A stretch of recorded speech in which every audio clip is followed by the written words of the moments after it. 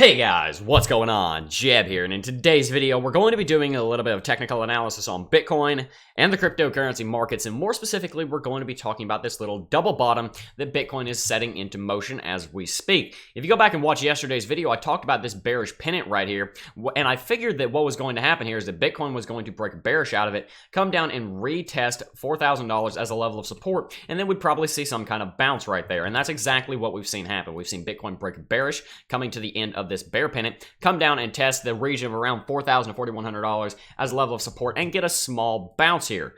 But as you can see, Bitcoin isn't still trending upwards, it's actually trending downwards here over the last couple of hours. So in this video, I want to discuss whether or not $4,000, which is currently a double bottom, is going to hold into the long term, or if it's going to be breached, broken, and see Bitcoin go below it in the next couple of weeks, in the same way that we saw Bitcoin break $6,000, which has held since February the 6th of 2018.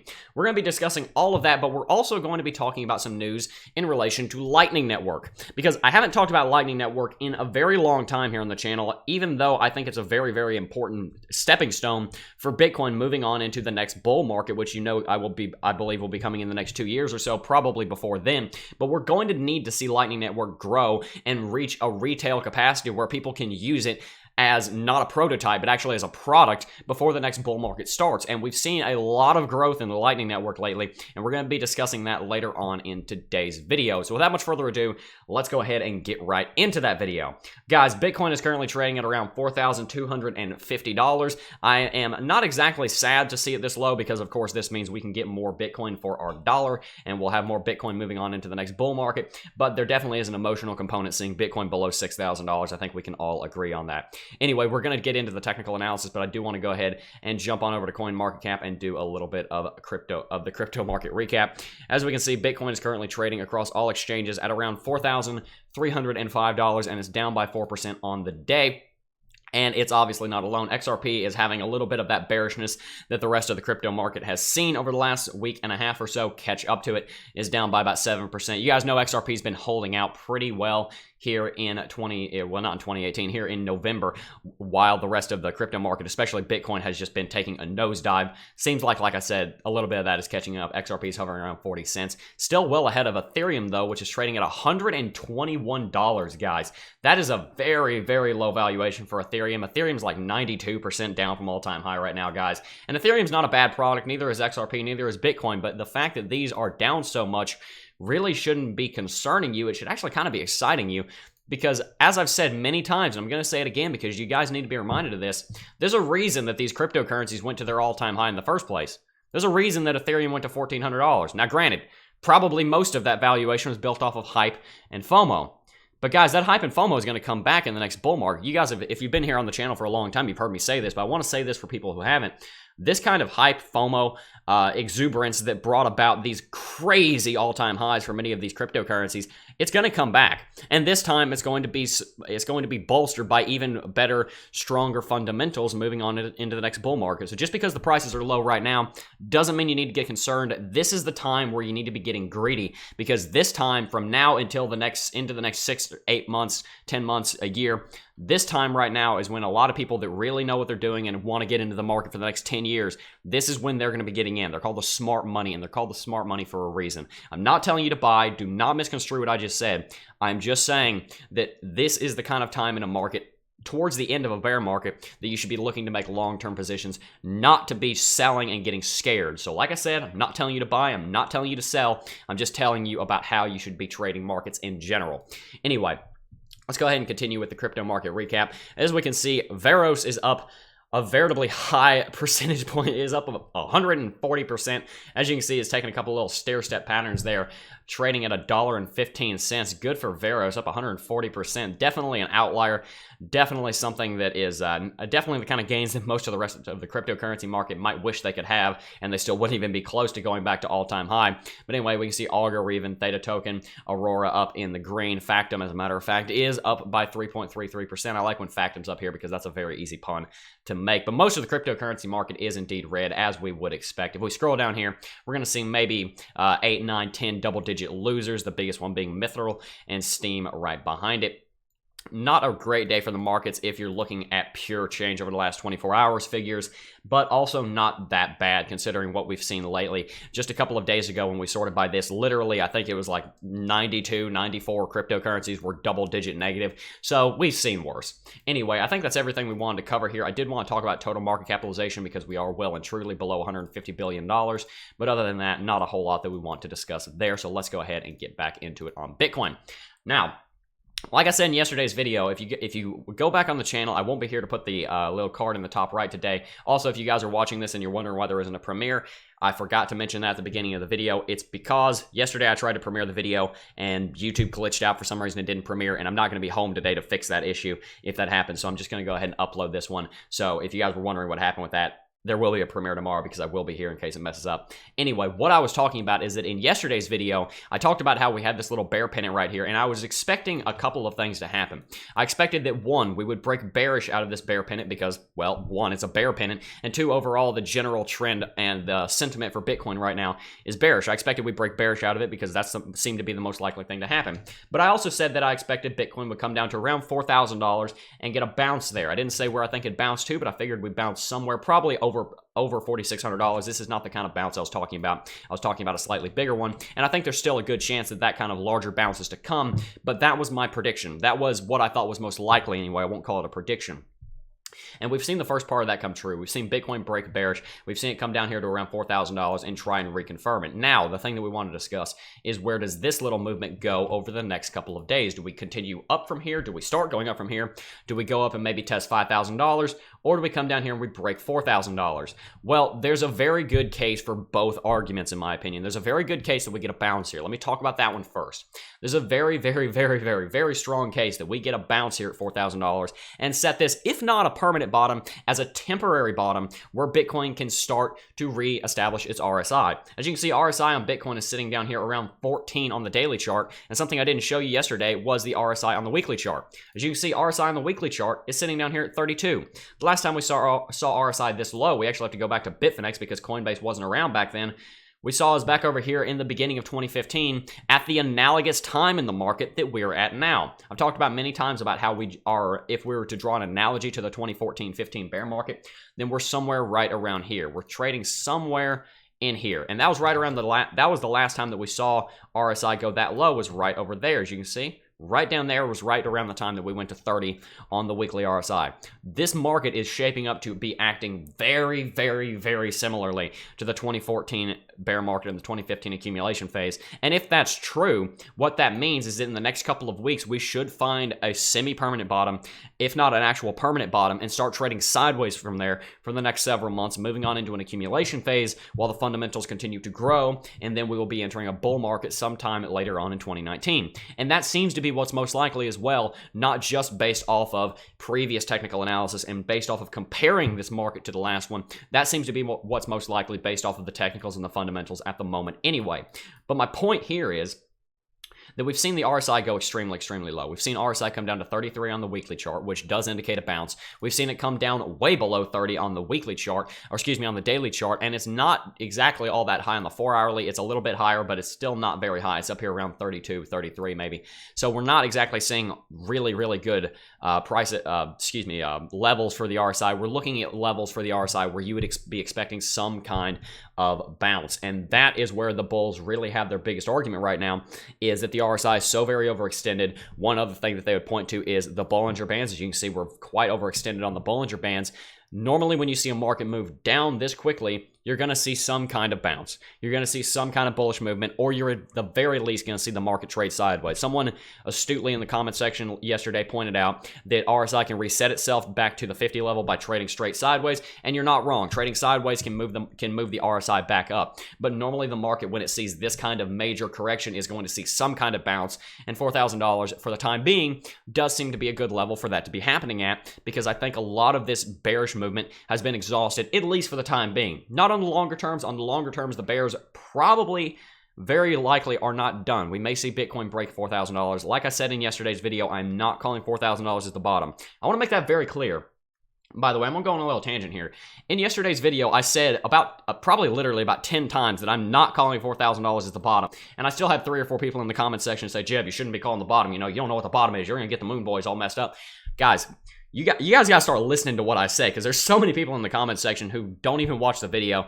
Anyway, that's a whole nother can of worms. My point is, I'm not calling $4,000 as the bottom right now, but it could be a temporary bottom for Bitcoin to see some kind of bounce.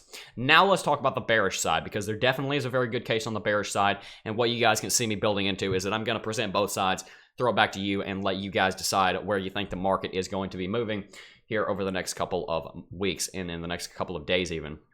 Now, the bears also do have a very strong case. As you can see, I have another indicator up here, that being the MACD. And if you guys know anything about the MACD, this looks extremely bearish. We see the MACD line, this bottom line down here, is far below the signal line, very, very far below the signal line. Now, granted, the histogram, these bars right here, are starting to flatten out. We do see the histogram is coming down here and kind of flattening out, which indicates that the MACD is probably about to start reversing. We might see the histogram do something like this, and the histogram just measures the distance in between these two lines, right? So the closer these two lines get, the more likely there is to be a cross, and you get your signals from the crosses of the MACD line and the signal line. So if this histogram starts curving up like this, then that would indicate that we might see a bullish cross on the MACD in the next week or so, maybe the next 10 days. So that is something that you can point to. But for the time being anyway, the MACD is extremely bearish, and we do also, of course, see that Bitcoin is in a bearish trend. Another thing that we see is that on the daily chart, excuse me, on the hourly chart, we see that there was just a bearish pennant right here. We saw Bitcoin move into this kind of bearish pennant, and what you would normally do with a bearish pennant like this is if you were to draw a price target, I've talked about in previous videos why I'm not the biggest fan of price targets like this, but if you were to draw a price target like that, and you drag it down, that puts Bitcoin going much lower than $4,000. That actually puts Bitcoin going down to $3,000, which is another very strong level of support simply because of previous market history. So there's a lot of strong arguments for the bulls and for the bears right now. The market can really go either way. I do personally think that we're going to continue to see some kind of support hold at $4,000, and whether or not Bitcoin breaks $4,000 in the long run, I'm going to leave that technical analysis to future Jeb when we have more market to look at. But for the time being anyway, it's probably going to hold for a little while. I'm not convinced it's going to hold permanently. That's basically my position right now. I'm kind of 50-50 on whether we're going to break it in the long term. I will be getting a little bit more down into the details on that moving on into the next couple of weeks in the market as Bitcoin continues to build its market history down here below $6,000. Anyway, with all of that said, I do want to zoom out and do some longer term technical and fundamental analysis as it relates to Lightning Network, because there's a very big problem with Bitcoin, as I'm sure many of you guys who have been in the market for over a year are aware. If you come to a website, this one right here, you come right here to a website called blockchain.com. There's another website that has .info in it. If you come to blockchain.com, then you can see the number of unconfirmed transactions on Bitcoin. And I'm about to get a little technical on you guys and talk about how the Bitcoin blockchain works. If you guys aren't familiar with how it works, this is a good time to be learning. And if you do, well, you can skip forward a minute or so. Essentially, the way the Bitcoin blockchain works is that you have something called a chain of blocks, also known as a blockchain, and each one of those blocks contains transactions, and they have to be mined by a miner. Each one of those miners typically mines a block about every 10 minutes in relation to how long it takes to mine the block because of the mining difficulty. So what you have is about every 10 minutes you have a block mined on Bitcoin, and all the Bitcoin transactions that have the highest transaction fees, meaning that there's basically an auction system. So if you have, let's say, 10,000 transactions sitting waiting to be confirmed, and to be confirmed just means to be put into a block. If you have 10,000 transactions waiting to be confirmed, whichever transactions have the highest fee, which is the fee that's being paid to the miner who mines the block, are normally the transactions that are going to be put into the block and moved on and put into the blockchain and have their transactions confirmed. But this presents a very big problem because there's only so many transactions that can fit into each block. Depending on the size of the average transaction, there can be 1,000, 2,000, 3,000 transactions per block. But as you can see, it takes about 10 minutes to confirm a block, and there's about 17,000 transactions right now. So you do the math on that. That means that if there wasn't a single other transaction added to the Bitcoin network, then this would take a couple of hours to clear.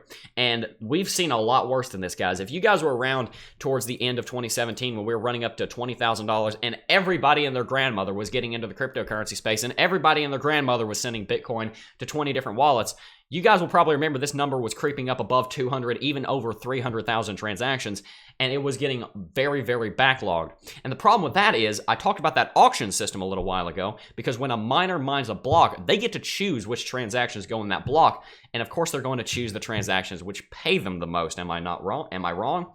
They're of course going to mine the blocks that pay them the most, which means you have this auction system with fees, so whichever transactions paid the highest fees would actually get their blocks mined, and sometimes transaction would actually have the transactions mined. Well, the block with their transaction would get put into it, you know what I mean. Then what you would see is that there would be 300,000 transactions, and 100,000 of them wouldn't get confirmed for a couple of days. If you just heard that noise, I don't think you did because I'm not recording desktop audio. That was the sound of a Bitcoin block being mined. You can see this number just dropped down about 3,000. A block just got mined. All those transactions in there just got confirmed. And the transactions that got confirmed are the ones that had the highest fee on them. And when you have 300,000 transactions, the transactions with the highest fee are the ones that are going to get mined because, of course, that's going to make the miner the most money. And when you have 300,000 transactions and there's simply not enough room on the blockchain, that means some transactions can't get through.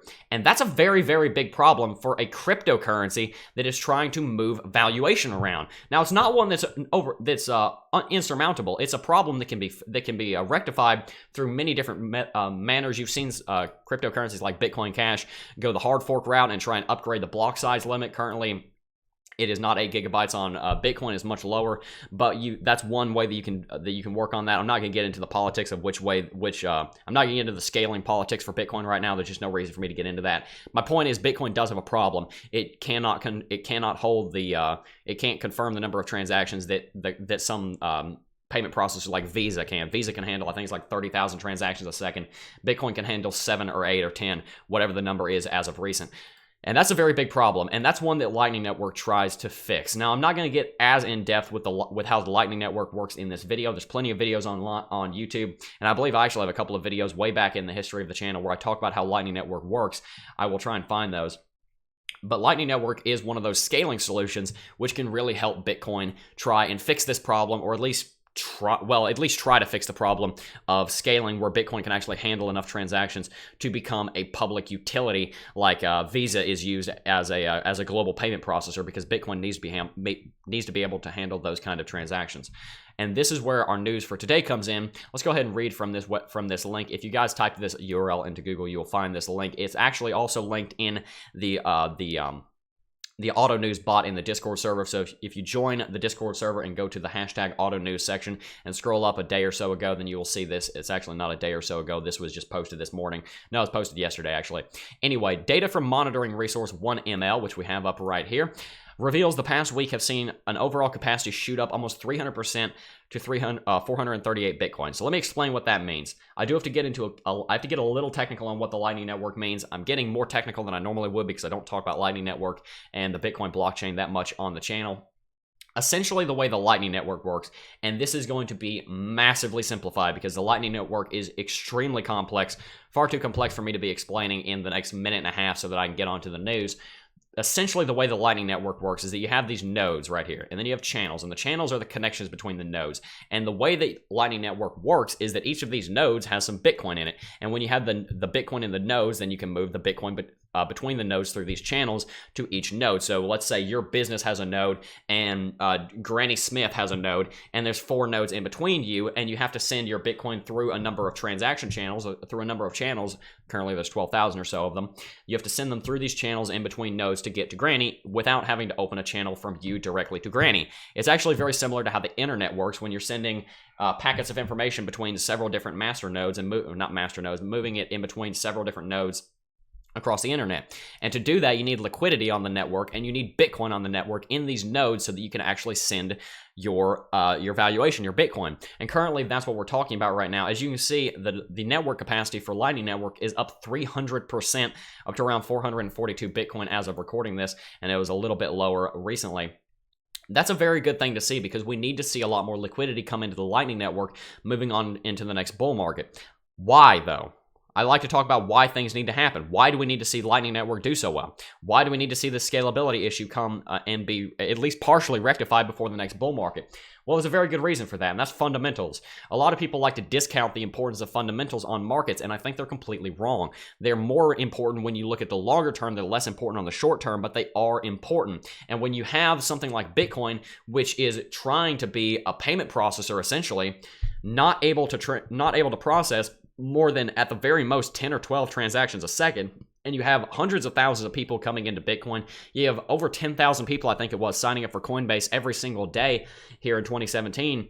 That's going to pose a major issue, which can really mess up a bull market that you're in. And we need to be able to see Bitcoin process the kind of the numbers that it needs to process to actually allow everyone who comes into Bitcoin to use their Bitcoin moving on into the next bull market, or it's going to be a major hindrance to see Bitcoin mass adoption and even to see Bitcoin go back to all-time high and beyond. So it's very important that we see something like Lightning Network, either it be an on-chain scaling solution or an off-chain scaling solution like Lightning Network, come into the market and start to rectify this and start to try and fix this problem, because we do have a very big issue with scaling right now in Bitcoin, and Lightning Network seems to be one of the best methods of doing that without forking Bitcoin and forking the whole system up, because that's kind of what's happened in past when we've tried to mess with the Bitcoin blockchain. Sometimes you get forks, you get all kinds of different things happening.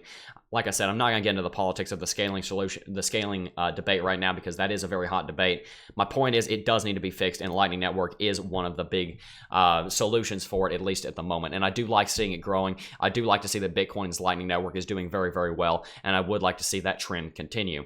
Anyway, guys, that is basically going to do it for this video. Tell me in the comment section down below what you think of Bitcoin coming into the next couple of weeks. Do you think $4,000 is going to hold and Bitcoin is going to see that become the new $6,000, for example? Do you think Bitcoin is going to follow that little price target that I showed you and come down here and set $3,000 as a level of support? I would not be at all surprised if that happened. I would not be at all surprised if Bitcoin broke $4,000 and came down here to where this price target is pointing at roughly around $3,000.